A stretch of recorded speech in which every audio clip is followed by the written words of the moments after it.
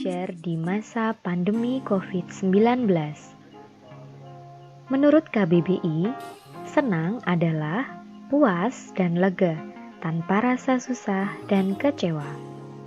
Sedangkan belajar adalah berusaha memperoleh kepandaian atau ilmu. Dan pandemi adalah wabah yang berjangkit serempak di mana-mana, meliputi daerah geografis yang luas. Di masa pandemi COVID-19 ini, kita diharapkan tetap bisa belajar dengan senang. Bagaimana caranya? Yang pertama, beradaptasi. Pandemi COVID-19 merupakan hal yang tidak bisa kita hindari saat ini. Mau tidak mau, kita harus melakukan penyesuaian di berbagai bidang kegiatan.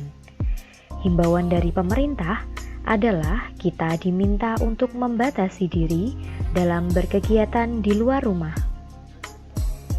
Yang kedua, tetap beraktivitas. Bekerja, belajar, dan berdoa tetap perlu berjalan.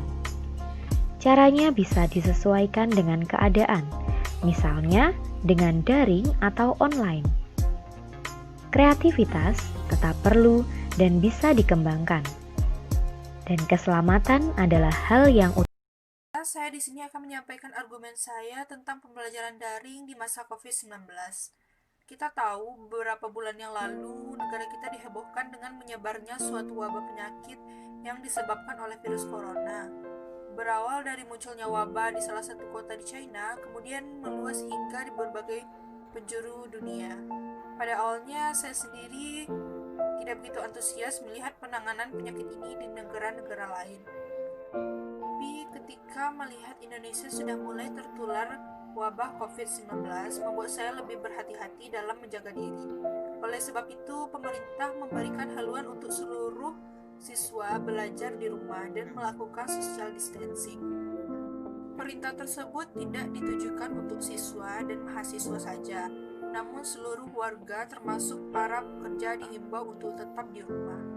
Untuk menyambung ekonomi, para pekerja menerapkan program WFH (Work from Home) agar terhindar dari hubungan sosial di luar rumah sebagai bentuk pencegahan COVID-19.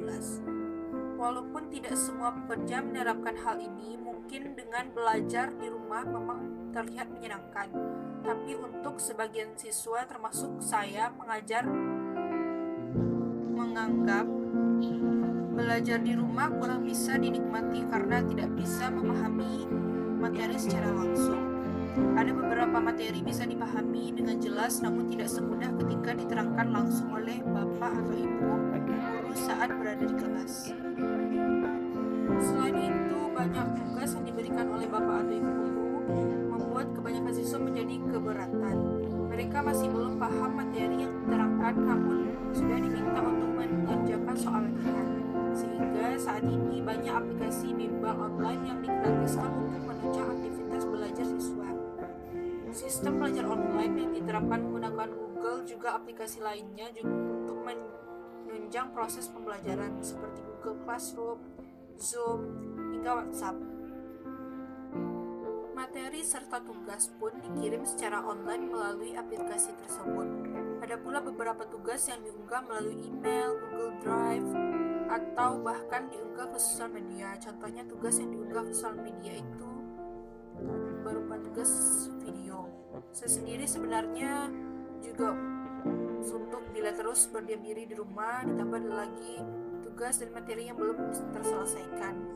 Tapi di situasi begini kita harus menikmatinya dan menjadi pengalaman baru bagi hidup. Efektifkah belajar daring?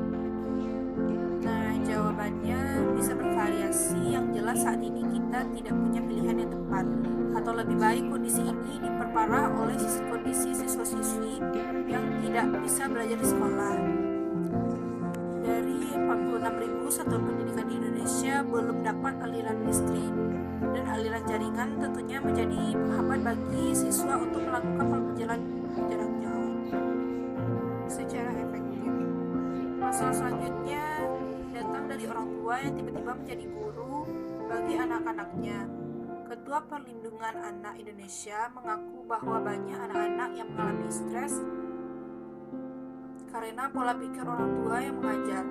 Dan menurut para orang tua, mereka harus sabar untuk menggali potensi putra-putri mereka yang berbeda-beda. Kesimpulannya, pembelajaran daring di masa COVID-19 itu belajarnya praktis dan fleksibel, pendekatan yang lebih sesuai, pengalaman yang lebih menyenangkan, lebih personal, dan menghemat waktu dan biaya. Sekian dari saya, terima kasih.